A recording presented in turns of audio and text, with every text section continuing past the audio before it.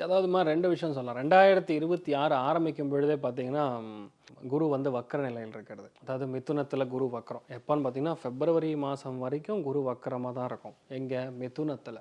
இன்னைக்கு நம்ம பேசக்கூடிய நேரத்தில குரு அதிசாரமா இன்னொரு 12 நாள், இன்னொரு 10 நாள் மேக்ஸிமம் வந்து கடகத்தில உச்சம் பெறுகிறார். அதுக்கப்புறம் மிதுனத்துக்கு போய் குரு வக்ரம் அடைவார். குரு வக்ரம் அடைஞ்சு ராகு கன்ஜங்ஷன்ல வரும்போது, பொதுவாகவே அந்த அளவுக்கு ஒரு பிரம்மாண்டமான ஸ்டார்ட்ன்னு சொல்ல முடியாது.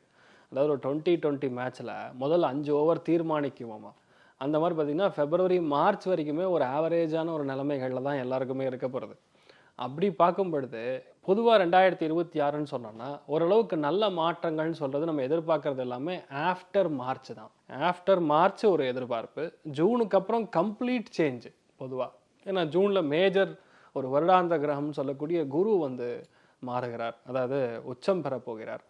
அதுல குரு புஷ்ய யோகத்துக்கு வருவார். குரு பூச நட்சத்திரத்தை கனெக்ட் பண்ணும் பொழுது நாடே நல்லா இருக்கும். அவ்வளோ ஒரு செல்வம் வளம் பெருகும். இப்பெல்லாம் தங்கம்லாம் ஏறதெல்லாம் ஒரு மேட்டரே கிடையாது. ஜுஜுபி மேட்ரு. அப்ப ஏறும் பாருங்க தங்க விலை. அது அந்த அளவுக்கு வந்து தங்க விலை ஏறும்.